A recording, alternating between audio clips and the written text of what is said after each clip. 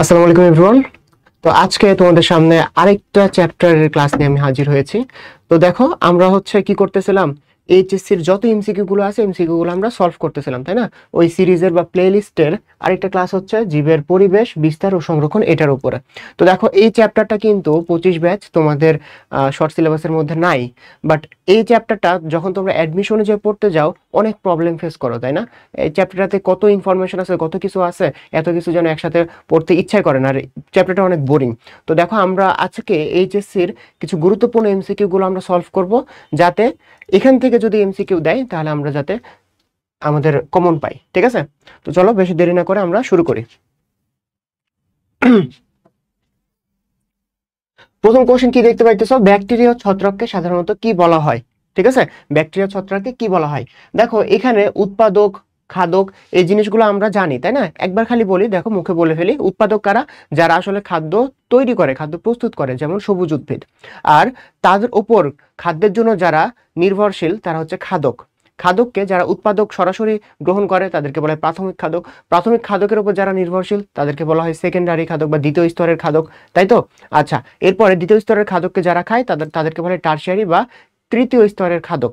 এইভাবে মানুষকে কি বলা হয় জানো? মানুষকে বলা হয় অমনিভোরাস।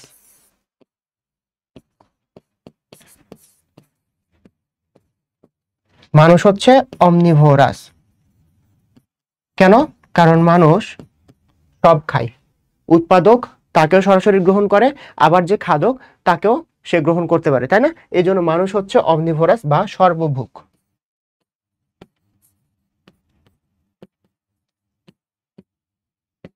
আচ্ছা, এখন এইখানে দেখো মানুষ হচ্ছে সর্বভুক। আচ্ছা,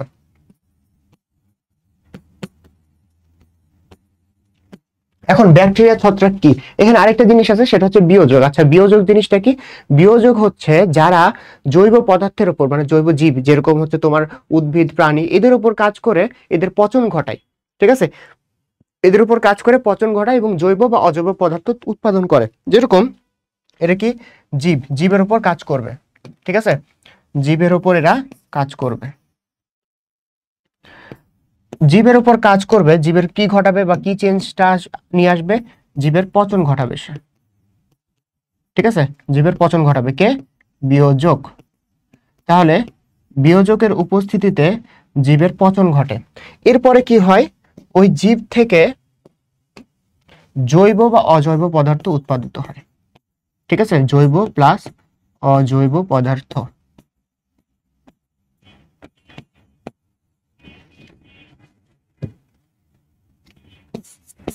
তার মানে কি, একটা জীবের যখন পচন ঘটাবে তখন জৈব পদার্থ উৎপাদিত হতে পারে, অজৈব পদার্থ উৎপাদিত হতে পারে। বাট এই যে পচন ঘটাইতেছে, এই প্রক্রিয়াকে সাহায্য করে বিয়োজক, এবং এই বিয়োজকের এক্সাম্পল হচ্ছে ব্যাকটেরিয়া ও ছত্রাক। ঠিক আছে, তাহলে ব্যাকটেরিয়া ছত্রাককে সাধারণত কি বলা হয়? বিয়োজক বলা হয়। আচ্ছা, এরপর আমরা দেখি, এরপরে কি বলছে, শাপলা কোন ধরনের উদ্ভিদ? এখানে যে কয়টা শব্দ আছে শব্দগুলোকে যদি আমরা একটু ভাঙি, দেখো হাইড্রোফাইট। হাইড্রো মানে কি? পানি, ফাইট মানে উদ্ভিদ। তার মানে কি, যেসব উদ্ভিদ জলে বসবাস করে বা জলে থাকে এদেরকে বলা হয় হাইড্রোফাইট। এখন হাইড্রোফাইটের একটু আমরা ক্লাসিফিকেশন দেখব। হাইড্রোফাইটের একটু আমরা ক্লাসিফিকেশন দেখবো। আচ্ছা, ক্লাসিফিকেশনটা জিনিসটা কি? মানে হচ্ছে হাইড্রোফাইট যেগুলো উদ্ভিদ জলে বাস করে তাদেরকে কয়েকটা ভাগে ভাগ করা হয়েছে। যেরকম যেরকম হচ্ছে মূলাবদ্ধ, নিমজ্জিত। মূলাবদ্ধ, নিমজ্জিত, এটা একটা প্রকার। এরপরে কি? মুক্ত ভাসমান। ঠিক আছে, আচ্ছা, মূলাবদ্ধ নিমজ্জিত জিনিসটাকে, এই উদ্ভিদগুলার মূলটা মাটির সাথে আঁকড়ে থাকবে, এবং এরা কি, এদের হচ্ছে পুরা দেহটাই পানির নিচে থাকবে। ঠিক আছে, এদেরকে বলা হয় মূলাবদ্ধ। মূলাবদ্ধ মানে কি, মাটির সাথে এদের শিকড়টা যুক্ত থাকবে। এবং নিমজ্জিত মানে কি, এরা হচ্ছে পানির নিচে থাকবে একদম পুরো শরীরটাই। এরপর হচ্ছে মুক্ত ভাসমান। মুক্ত ভাসমান মানে কি, এর মূলটা যে মাটির সাথে সে আঁকড়ে থাকে না, তার পুরো অংশটাই, পুরো দেহটাই কি থাকে? ভাসমান থাকে। তার মানে তুমি বাইরে থেকেই বা তুমি হচ্ছে পানির উপরে জল জলে যে ভাসতেছে এই জিনিসটা তুমি একদম দেখতে পাবা। বুঝছো? আচ্ছা, এরপরে কি? এরপরে হচ্ছে মূলাবদ্ধ পত্র ভাসমান, পত্র ভাসমান, ঠিক আছে, মূলাবদ্ধ পত্র ভাসমান। তার মানে কি এদের মূলটা একদম মাটির সাথে লেগে থাকবে। যে দেখো এখানে মূলটা মাটির সাথে আঁকড়ে ছিল, কিন্তু পুরো শরীরটাই কিন্তু পানির নিচে ছিল, কিন্তু এটাতে কি হবে, মূলটা তোমার মাটির সাথে আঁকড়ে থাকবে এবং পত্রটা, পাতাটা ভেসে থাকবে, পাতাটা তুমি দেখতে পাবা, ঠিক আছে। আচ্ছা, এরপরে লাস্টটা হচ্ছে উভচর। উভচর গুলো এমন এমন জায়গাগুলো হয় যেখানে সে মাটি এবং পানি দুইটা কাছাকাছি, মানে তীরে, ঠিক আছে, কোনো একটা পুকুরের তীরে, নদীর তীরে, এই জায়গাগুলোতে হয়। মনে হয় যে সে মাটিতেও বসবাস করতে পারে এবং পানিতেও বসবাস করতে পারে, এই জন্য এটাকে বলা হয়েছে উভচর। এখন মূলাবদ্ধ পত্র ভাসমান, এটার এক্সাম্পল হচ্ছে শাপলা, বুঝছো, মূলাবদ্ধ পত্র ভাসমান এটার এক্সাম্পল হচ্ছে শাপলা, বুঝছো, শাপলা, পদ্ম, এগুলো হচ্ছে মূলাবদ্ধ পত্র ভাসমানের এক্সাম্পল।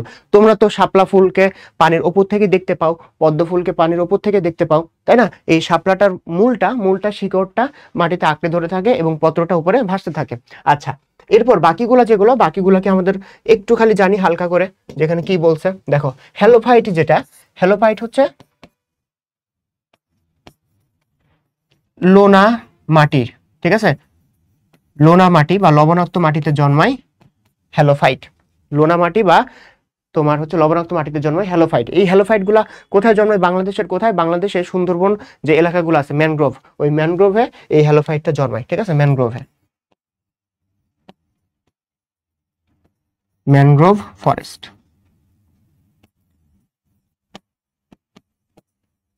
এই ম্যানগ্রোভ ফরেস্টে হ্যালোফাইট জন্মায়। আচ্ছা, জিরোফাইট কি? জিরোফাইট হচ্ছে তোমার কোথায় জন্মাবে জানো? জিরোফাইটটা জন্মাবে হচ্ছে মরুভূমিতে। মরুভূমির জীব হচ্ছে জিরোফাইট। আচ্ছা, এরপর আর কি আছে? আর হচ্ছে মেসোফাইট। মেসোফাইট হচ্ছে মিষ্টি পানি, মিষ্টি পানির মাটিতে, ঠিক আছে, বা স্বাদু পানির মাটিতে।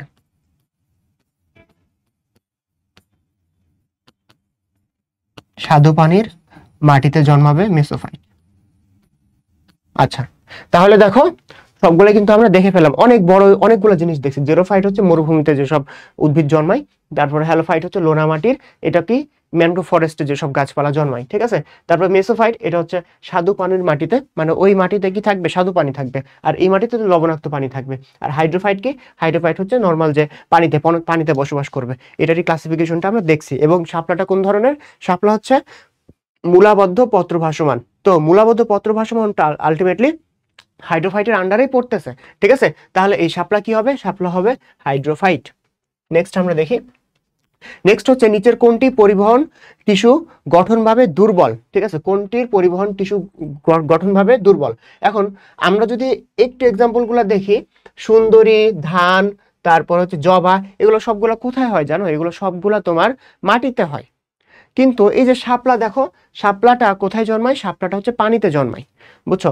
পানিতে জন্মানোর কারণে কি হয়? এর পরিবহন টিস্যুটা দুর্বল হয়। কেন দুর্বল হয় দেখো তো, এটার পিছনে লজিকটা কি? আচ্ছা, পরিবহন টিস্যুর কাজটা কি? পরিবহন টিস্যুর কাজটা হচ্ছে তোমার পানিটা বা হচ্ছে তোমার যে আয়নগুলো সে গ্রহণ করছে, এগুলা কার কাছে পৌঁছানো? পাতার কাছে পৌঁছানো। আবার পাতায় যে খাদ্য উৎপাদন হবে সেগুলা উদ্ভিদের বাকি টিস্যুতে পৌঁছানো। এটা হচ্ছে পরিবহন টিস্যুর কাজ, বুঝছো। এখন মাটিতে সব করলে কি হচ্ছে? মাটি থেকে পানি নিতে হচ্ছে, তারপর পাতাতে পাঠাতে হচ্ছে। কিন্তু দেখো যেসব জলজ উদ্ভিদ আছে, তারা তো বসবাস করতেছেই জলে, বসবাস করতেছেই পানিতে। তাহলে তাদেরকে খুব একটা শক্তি প্রয়োগ করতে হবে, খুব একটা কষ্ট হবে এই পানি পরিবহন করতে? অবশ্যই না, ঠিক আছে। তাহলে পরিবহন টিস্যু কোথায় দুর্বল হবে? জলজ উদ্ভিদে। এবং জলজ উদ্ভিদ কোনটা? শাপলা, ঠিক আছে। পরিবহন টিস্যু দুর্বল কোথায় হবে? জলজ উদ্ভিদগুলোতে দুর্বল হবে।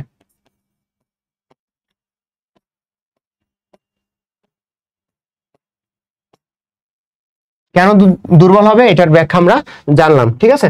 এরপর দেখো, মরুজ উদ্ভিদের বৈশিষ্ট্য নিচের কোনটা? এখানে যে কয়টা বৈশিষ্ট্য আছে, একটু বৈশিষ্ট্যগুলো দেখি তো কোনটা দ্বারা কি বুঝাইছে।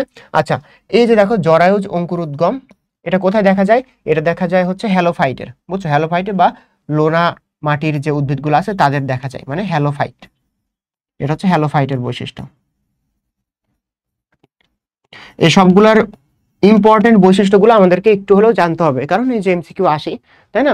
তারপর দেখো, বড় বড় বায়ুকুঠুরি থাকে এই তো আবার হ্যালোফাইটেরই, হ্যালোফাইটেরই কি থাকে, বায়োকুঠুরি থাকে। নিচের কোনটা, এটা কি বলছে, মরুজ উদ্ভিদের, ঠিক আছে। আচ্ছা দেখো, ত্বকে কিউটিকল থাকে না। আচ্ছা, কিউটিকলের কাজ কি? কিউটিকলের কাজ হচ্ছে প্রশোধন হার কমানো, প্রশোধন হার কমানো, ঠিক আছে, প্রশোধন যাতে কম হয়। এখন মরুজ উদ্ভিদে দেখো, তার তো এমনিতে মরুভূমিতে পানি কম, তাই না? তার দেহেও তাহলে পানি কম থাকবে, তাহলে তাকে কি করতে হবে, পানিটা প্রিজার্ভ করতে হবে, সংরক্ষণ করতে হবে। তাহলে অবশ্যই তার দেহে বা তার পাতা অনেক তোমার কিউটিকল প্রয়োজন। যদি পাতায় কিউটিকল না থাকতো তাহলে কি হতো, তাহলে বেশি বেশি প্রশোধন হতো এবং তার যে পানিটা লস হয়ে যেত, পানিটা সে সঞ্চয় করে রাখতে পারতো না, এবং সঞ্চয় করে রাখতে না পারলে সে মারা যাবে। কেন? কারণ মরুভূমিতে পানির শর্টেজ বা অভাব থাকে। তাহলে তার কিউটিকল অনেক বেশি থাকতে হবে মরুজ উদ্ভিদে। তার মানে কি, এটা অবশ্যই ভুল বলছে, থাকে না, না থাকে, ঠিক আছে। তাহলে দেখো বাকি কি থাকলো, পাতা কণ্টকে পরিণত হয়। এই যে পাতা কণ্টকে পরিণত হয়, এটা হচ্ছে মরুজ উদ্ভিদের বৈশিষ্ট্য, ঠিক আছে। আচ্ছা, এরপরে কোশ্চেনটা আমরা দেখি, লুকায়িত পত্ররন্ধ্র পাওয়া যায় কোন উদ্ভিদে? আচ্ছা, প্রথম কথা হচ্ছে লুকায়িত পত্ররন্ধ্র, এটার কাজ কি? এটার কাজ কি, এই জিনিসটার কাজ কি? লুকায়িত পত্ররন্ধ্র, এটার কাজ হচ্ছে প্রশোধন হার কমানো।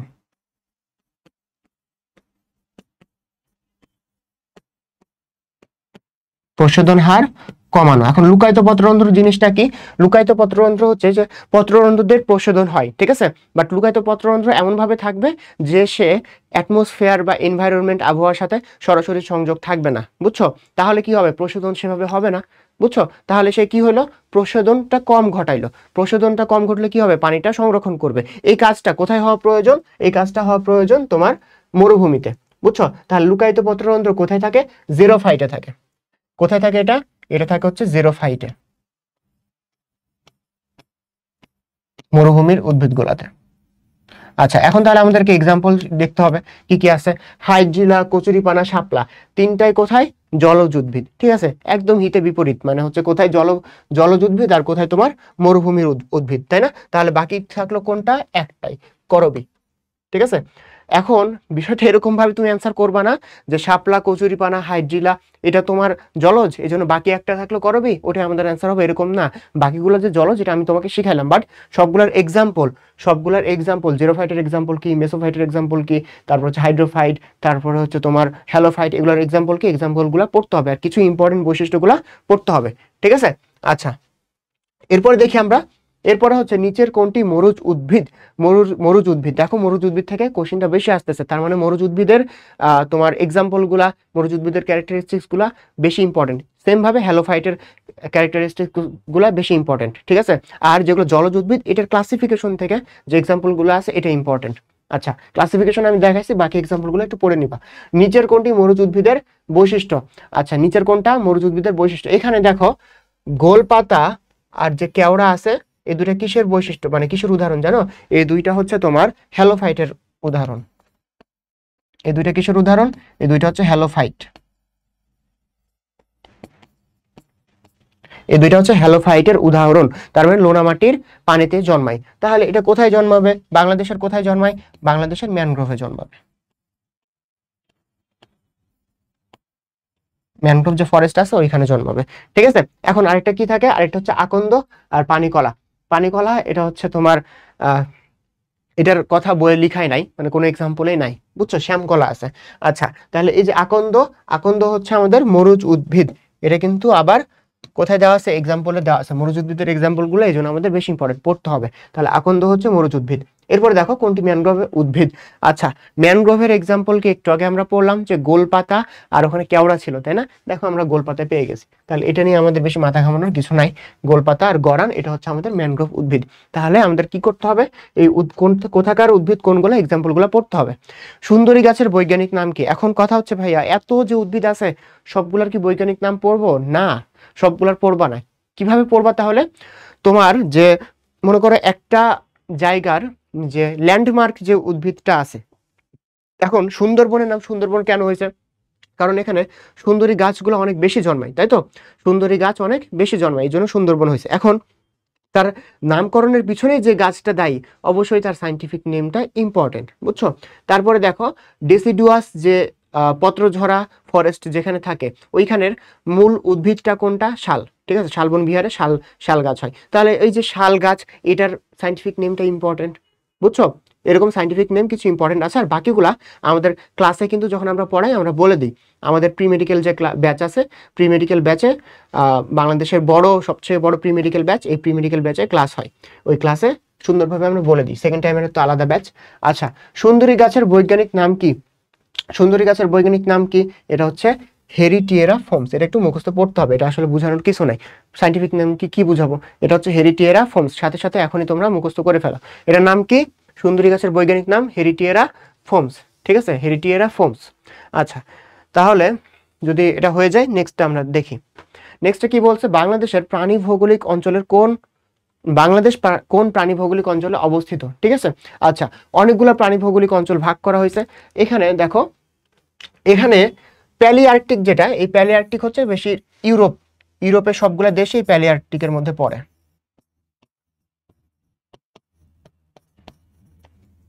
আচ্ছা, এরপরে দেখো ওরিয়েন্টাল আছে, নিয়ার্কটিক আছে, নিওট্রপিক্যাল আছে। বুঝছো? এই বাংলাদেশ পড়ে হচ্ছে কার মধ্যে জানো? বাংলাদেশ পড়ে হচ্ছে এই ওরিয়েন্টালের মধ্যে।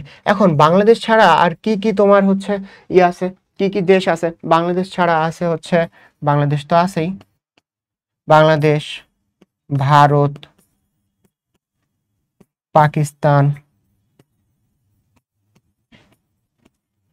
শ্রীলঙ্কা,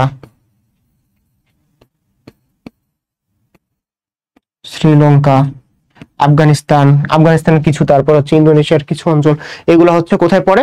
ওরিয়েন্টাল এর রিজনটাতে পড়তেছে। ঠিক আছে, তাহলে দেখো এই যে সাউথ ইস্ট যে কান্ট্রিগুলো আছে, এই কান্ট্রিগুলোর মধ্যে কিন্তু এই কান্ট্রিগুলোকে ওরিয়েন্টালের মধ্যে ফেলা হয়েছে। ঠিক আছে, এর মধ্যে কেউ পড়তেছে? বাংলাদেশও পড়তেছে। তাহলে বাংলাদেশ হচ্ছে ওরিয়েন্টাল রিজনের। আচ্ছা, এরপরে কোশ্চেনটা দেখি, নিচের কোন দেশটি ওরিয়েন্টাল অঞ্চলের অন্তর্ভুক্ত? এই ওরিয়েন্টালটা কেন ইম্পর্টেন্ট? হ্যাঁ, ওরিয়েন্টালটা কেন ইম্পর্টেন্ট? কারণ এখানে বাংলাদেশ থাকে। তাহলে বাংলাদেশ এবং আমাদের আশেপাশের যে দেশগুলা, এই জন্য এটা বেশি ইম্পর্টেন্ট এবং সবগুলো নাম পড়তে হবে আমাদের। ঠিক আছে, তাহলে একটু আগে পড়লাম যে শ্রীলঙ্কা হচ্ছে ওরিয়েন্টালের। গেল, এরপর আসো, নির্দিষ্ট অঞ্চলে সীমাবদ্ধ উদ্ভিদকে কি বলে? আচ্ছা, নির্দিষ্ট অঞ্চলে সীমাবদ্ধ উদ্ভিদ তার মানে কি? এই উদ্ভিদটা একটা নির্দিষ্ট এলাকার মধ্যে হয়, এর বাইরে এদেরকে পাওয়া যায় না। ঠিক আছে, এর বাইরে এদেরকে পাওয়া যায় না। এটা কি? এটা হচ্ছে এন্ডেমিক বলে। এটাকে কি বলে? এটাকে বলা হচ্ছে এন্ডেমিক। আচ্ছা, আর যেগুলো আছে দেখো, এন্ডেঞ্জার্ড মানে কি? যেগুলো হচ্ছে বিলুপ্ত হইতে পারে, মানে বিলুপ্ত হওয়ার ক্লাসিফিকেশনের মধ্যে একটা পড়ে এন্ডেঞ্জার্ড, এটা তো আগে বাদ। এরপর দেখো এক্সোটিক, ইনসিটু কি? ইনসিটু হচ্ছে যেগুলো বিলুপ্ত প্রায় হয়ে যাইতেছে, তাদেরকে সংরক্ষণ করার প্রাকৃতিক উপায় হচ্ছে ইনসিটু, আর হচ্ছে তোমার কৃত্রিম উপায় যেটা, সেটা হচ্ছে এক্সিটু। বুঝছো? আচ্ছা, তাহলে এটা কি? এটা হচ্ছে এন্ডেমিক। এরপরে দেখো ওরিয়েন্টাল অঞ্চলের এন্ডেমিক প্রাণী কি কোনটি? দেখছো, আবার ওরিয়েন্টাল অঞ্চল নিয়ে পড়তেছে, তাহলে ওরিয়েন্টাল অঞ্চলের এই জিনিসগুলো অনেক বেশি জানতে হবে। আচ্ছা, ওরিয়েন্টাল অঞ্চলের এন্ডেমিক কোনটা? ওরিয়েন্টাল এটার এন্ডেমিকটা হচ্ছে ঘড়িয়াল। ঠিক আছে, ঘড়িয়াল। আচ্ছা, এটা কিন্তু সুন্দরভাবে সব এক্সাম্পল আছে, এক্সাম্পলগুলা পড়তে হবে। তাহলে ওরিয়েন্টাল অঞ্চলের এন্ডেমিক প্রাণী কোনটি? ঘড়িয়াল। এখন ঘড়িয়াল বাদ দিয়ে আর কি আছে? রয়্যাল বেঙ্গল টাইগার আর কোথাও হয়? রয়্যাল বেঙ্গল টাইগার হচ্ছে ওরিয়েন্টাল অঞ্চলের। তুমি বলবা রয়্যাল বেঙ্গল টাইগার তো বাংলাদেশ বাদ দিয়ে ভারতে হয়, তো ভারতও তো ওরিয়েন্টালের মধ্যে পড়তেছে, তাই না? তাহলে রয়্যাল বেঙ্গল টাইগার। আর কি আছে? চিতাবাঘ, এক প্রজাতির চিতাবাঘ, এটাও আছে। আর কি আছে? উল্লুক নামে একটা প্রাণী, এটাও এই ওরিয়েন্টাল রিজনের তোমার হচ্ছে এন্ডেমিক। বুঝছো? তারপরে আর কি আছে? তারপর আছে হচ্ছে বনরুই, তারপরে আছে হচ্ছে সবুজ রুই,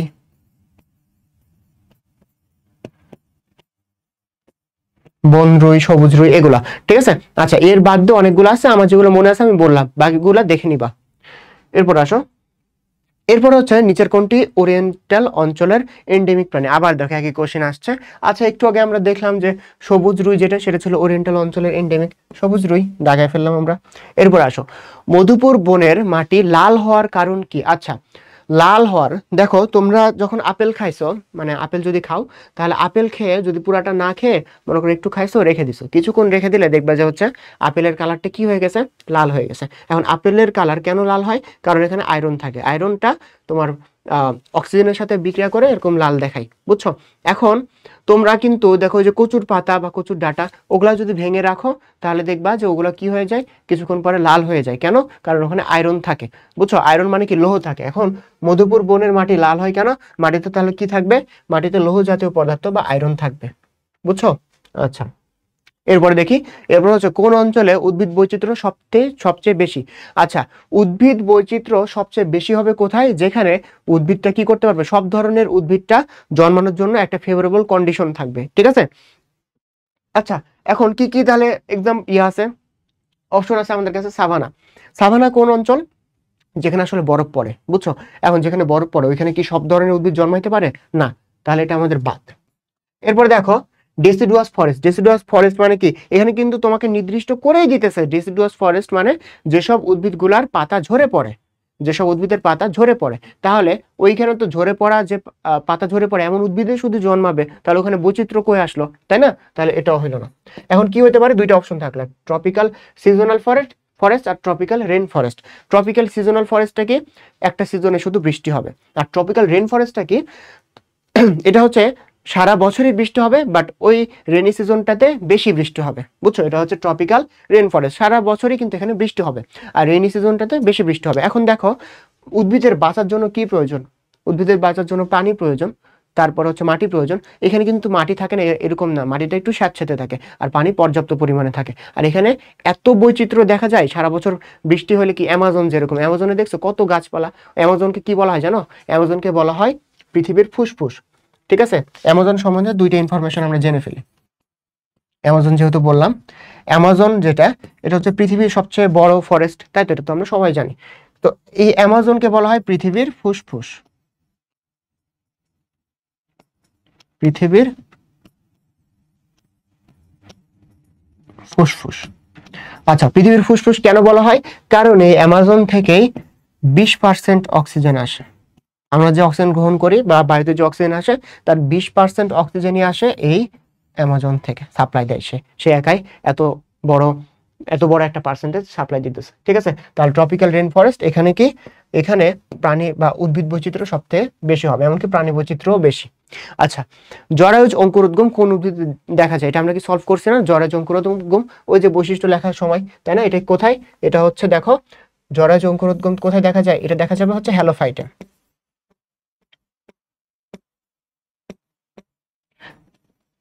আচ্ছা, এখন হ্যালোফাইটের বৈশিষ্ট্য, হ্যালোফাইটের উদাহরণ কোনটা? হ্যালোফাইটের উদাহরণ হচ্ছে ওই যে ম্যানগ্রোভ, ঠিক আছে? এটা কিন্তু আমরা দেখছি। এরপর আসো, ম্যানগ্রোভ বনের উদ্ভিদ হলো, ম্যানগ্রোভ বনের উদ্ভিদ, ঠিক আছে? আচ্ছা, ম্যানগ্রোভ মানে কি? ওইখানে কি জন্মাবে? সুন্দরবন, তাই না? সুন্দরবনে কি কোন গাছটা জন্মায়? সুন্দরী গাছটা জন্মায়। এখন সুন্দরী গাছের সাইন্টিফিক নেম কিন্তু আমরা অলরেডি পড়ছি, কোনটা? হেরিটিয়েরা ফোমস, হেরিটিয়েরা ফোমস, ঠিক আছে? এটা হচ্ছে সুন্দরী গাছের সাইন্টিফিক নেম।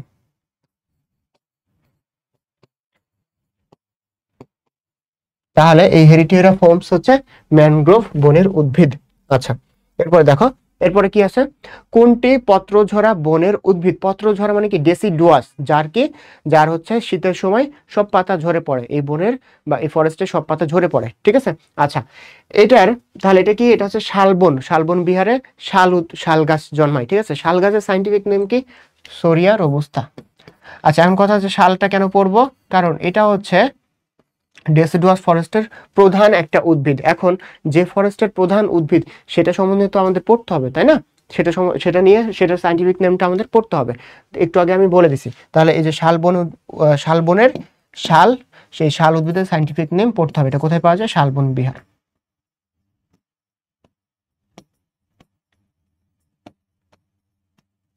এরপর নেক্সট কোশ্চেন আমরা আসি।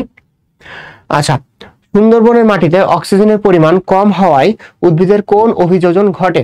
আচ্ছা, সুন্দরবনের মাটিতে দেখবা যে সুন্দরবন মাটিতে আসলে অক্সিজেনের সাপ্লাই কম, মাটিতে, কারণ এটা কি?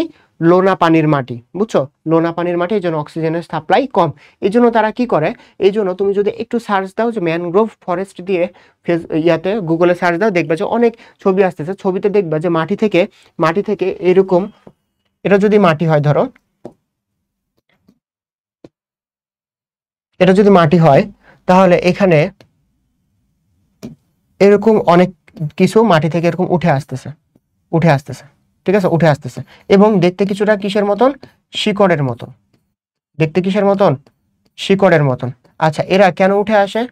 কারণ মাটিতে আমরা একটু আগে জানলাম কি মাটিতে অক্সিজেনের সাপ্লাই কম, এই জন্য এই শিকড়গুলা এভাবে উপরে বায়ুতে আসে, বায়ু থেকে তারা কি করে, অক্সিজেন গ্রহণ করে। ঠিক আছে, বায়ু থেকে তারা অক্সিজেন গ্রহণ করে।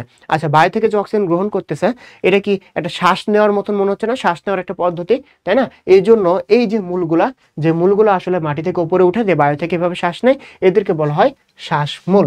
এদেরকে কি বলা হয়? এদেরকে বলা হয় শ্বাসমূল। শ্বাসমূলের আরেকটা নাম কি? শ্বাসমূলের ইংলিশটা হচ্ছে নিউম্যাটোফোর। নিউম্যাটোফোর,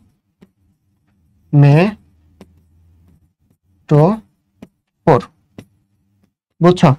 আচ্ছা, আমার হাতের লেখা কিন্তু অত্যন্ত খারাপ, জঘন্য, বুঝছো?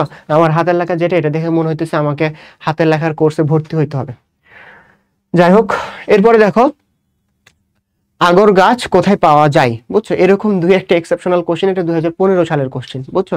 দুই একটা এক্সেপশনাল কোশ্চেন মাঝে মাঝে আসছে। এখন দুই একটা এক্সেপশনাল কোশ্চেনের জন্য তুমি পুরাটাই সব গাছ কোথায় পাওয়া যায় এরকম পড়ার আসলে কোনো কারণ নাই। এই যে এক্সেপশনাল গুলা, এগুলো আমরা এই যেভাবে সলভ করতেছি, এখান থেকে যদি কমন পাই তাহলে পাইলাম, বুঝছো? তাহলে আগর গাছ কোথায় পাওয়া যায়? আগর গাছ হচ্ছে মৌলভীবাজারে পাওয়া যায়। কারণ তুমি যত সবগুলো যদি পড়ো মনে রাখতে পারবে না। এখন ইকো পার্ক কোনটা? ইকো পার্ক কোনটা? আচ্ছা, দেখো এখানে কোশ্চিনটা যে এত সহজ করছে, এখানে বলে দিছে গেম রিজার্ভ, তাহলে এটা কি আর হবে? হবে না। বলে দিছে জাতীয় উদ্যান, বাদ। এখানে কি রেমা ক্যালেঙ্গা, এটা এটা নামে কিছু আছে? এটা নামে আমাদের বই কিছুই নাই। তাহলে বাকি থাকলো একটা। তুমি যদি এলিমিনেশন করে বের করো, মানে রং অ্যান্সার বের করো, তাহলে তুমি সঠিক অ্যান্সার পেয়ে যাবা। বাট তারপরেও ইকো পার্কটা আমাদের জন্য ইম্পর্টেন্ট। এই যে ইকো পার্কটা আমাদের জন্য ইম্পর্টেন্ট, বুঝছো? ইকো পার্কের যতগুলা নাম আছে সবগুলা নাম তোমরা দয়া করে পড়ে ফেলবা, বুঝছো? এক্সাম্পল গুলা পড়ে ফেলবা, তাহলে তোমাদের জন্য সুবিধা হবে। ইকো পার্কটা আমাদের জন্য ইম্পর্টেন্ট। এরপর দেখো ইনসিটু সংরক্ষণ কোনটি? আচ্ছা, ইনসিটু আর এক্সিটু, এই জিনিসটা কি?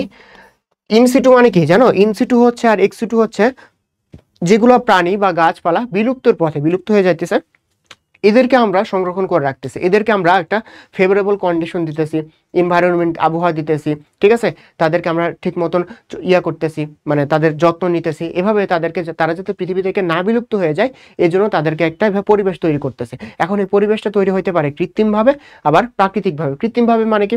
কৃত্রিমভাবে অলরেডি এরকম আছেই, মনে করো প্রাকৃতিকভাবে কোনো একটা জায়গা বা পরিবেশ আছেই, জাস্ট খালি আমরা ওটাকে কি করতেছি না, ওটাকে আমরা নষ্ট করতেছি না, ঠিক আছে? বাকি মানুষগুলো যাতে ওইখানে যে না নষ্ট করতে পারে এই দিকটা খেয়াল রাখতেছে, এটা হচ্ছে ইনসিটু। ইনসিটুটা তাহলে কি? প্রাকৃতিক। আর এক্স সিটু, আচ্ছা এক্স সিটু, এক্স সিটুটা কি? এক্স সিটু হচ্ছে কৃত্রিম, বুঝছো? কৃত্রিম। তাহলে এই ইনসিটু আর এক্স সিটুর যত এক্সাম্পল আছে, যত এক্সাম্পল আছে, এই এক্সাম্পল গুলা পড়তে হবে। এগুলো, এই দুইটার যত এক্সাম্পল আছে বা ক্লাসিফিকেশন যেগুলা বলি আমি আছে, সবগুলা হচ্ছে কয় স্টার? 3 স্টার কোশ্চেন পরীক্ষাতে আসবে। নিচের কোনটি ইনসিটু নয়, নিচের কোনটি এক্সিটু নয়, নিচের কোনটি ইনসিটু, নিচের কোনটি এক্সিটু, এভাবে আসবে, ঠিক আছে? তাহলে দেখো ইনসিটু কোনটা? দেখো বীজ ব্যাংক, মানে কি বীজগুলোকে সংরক্ষণ করে রাখা। চিড়িয়াখানা কি কৃত্রিম? হ্যাঁ, এটা যদি কেউ বলে যে চিড়িয়াখানা কি প্রাকৃতিক, হ্যাঁ, এটা কেউ যদি প্রাকৃতিক বলে তার মাথায় একটা বাড়ি দিবা। তারপর হচ্ছে বোটানিক্যাল গার্ডেন। বোটানিক্যাল গার্ডেন কি? কৃত্রিম ভাবে গাছগুলা লাগায় গার্ডেন তৈরি করছে, মানে পরে মানুষ যায় গাছ লাগাইছে। But eco park, eco park হচ্ছে কৃত্রিম, না ইকো পার্ক হচ্ছে ন্যাচারাল বা প্রাকৃতিক, আগে থেকে ওইখানে গাছপালা সব জন্মে আছে বা উদ্ভিদগুলো জন্মে থাকে, ওগুলোকে জাস্ট আমরা কি করি? সংরক্ষণ করি। আচ্ছা, মাধবকুণ্ড কি? মাধবকুণ্ড, মাধবকুণ্ড কি? আমি আমি আবার বললাম কি যে ইকো পার্কে সবগুলো এক্সাম্পল লাগবে, ইকো পার্কে সবগুলো এক্সাম্পল পড়তে হবে, ঠিক আছে? মাধবকুণ্ড হচ্ছে ইকো পার্ক। ইকো পার্কটাও কিন্তু আমি স্টার দিয়ে রাখছি, মানে ওটা ইম্পর্টেন্ট। এখন মধুটিলা ইকো পার্ক কোথায় অবস্থিত? দেখছো ইকো পার্ক থেকে কত কোশ্চিন আসছে। এই মধুটিলা ইকো পার্ক কোথায় অবস্থিত? শেরপুরে, শেরপুরের নালিতাবাড়ি।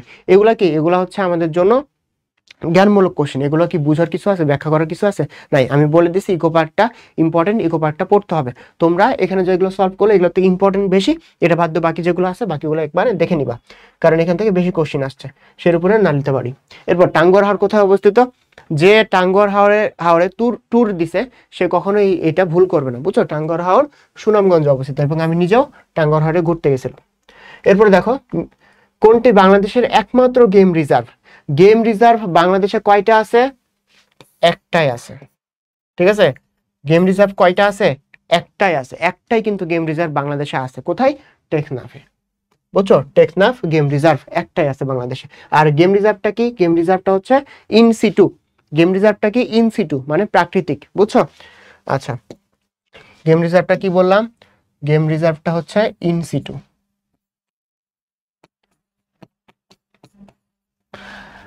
এরপর আসো, বলছে কি বাংলাদেশে কার্প জাতীয় মাছের প্রাকৃতিক প্রজনন ক্ষেত্র। এটা তো আমরা জানি যেগুলো কোথায় জন্মায়, হালদা নদীতে জন্মায়। প্রাকৃতিক প্রজনন কেন্দ্র কোনটা? হালদা নদী, বুঝছো? এটা তো রুই মাছের চ্যাপ্টার ওইখানেও ছিল, হালদা নদী।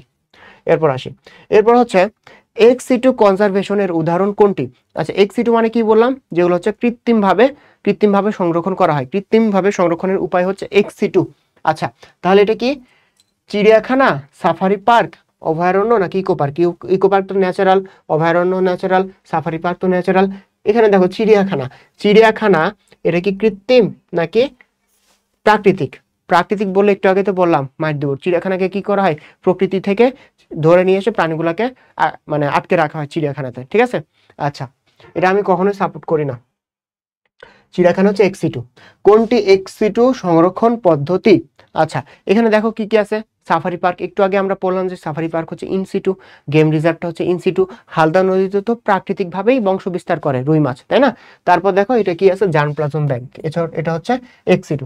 তাহলে আমাদের কি সবগুলা ইনসিটু এবং এক্সিটু যেগুলো এক্সাম্পল আছে পড়তে হবে।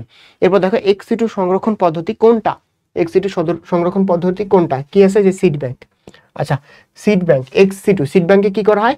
সিড বা বীজগুলোকে সংরক্ষণ করে রাখা হয়, বুঝছো? আচ্ছা, এরপরে আসি আমরা এক্সিটু কনজারভেশন। আবার দেখো এই যে সিড ব্যাংক। তারপরে আসি আমরা বীজ শুকিয়ে -20°C তাপমাত্রায় ফ্রিজিং করলে প্রায় অধিকাংশ বীজই শতাব্দী ধরে সংরক্ষণ করে হয়, ঠিক আছে।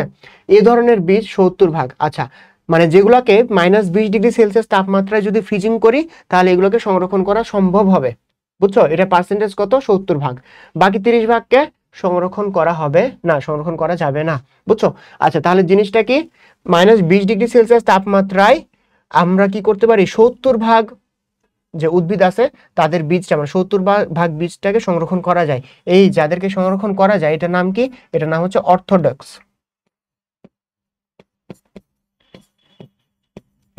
ঠিক আছে। আর যাদেরকে সংরক্ষণ করা যায় না, এই যে বাকি 30% যাদেরকে সংরক্ষণ করা যায় না, এটাকে কি বলা হয়? রিকালসিট্যান্ট, বুঝছো? তার মানে কি বেশিরভাগ বীজ আমরা কি করতে পারি? 70 ভাগ বীজ প্রায় আমরা -20°C তাপমাত্রায় ফ্রিজিং করে সংরক্ষণ করতে পারি। যাদেরকে সংরক্ষণ করতে পারি 70 ভাগ, এমনটা কত? 70 ভাগ, এদেরকে বলা হয় অর্থোডক্স, ঠিক আছে।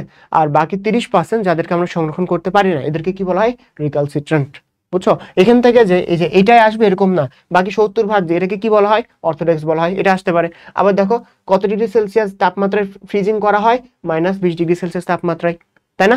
তারপরে এই যে এটা অর্থোডক্স, এটার পার্সেন্টেজ কত? 70 ভাগ। তো রিকালসিট্রান্ট এটার পার্সেন্টেজ কত? 30 ভাগ। দেখছো তাহলে কতগুলো এমসিকিউ আমরা পাইলাম?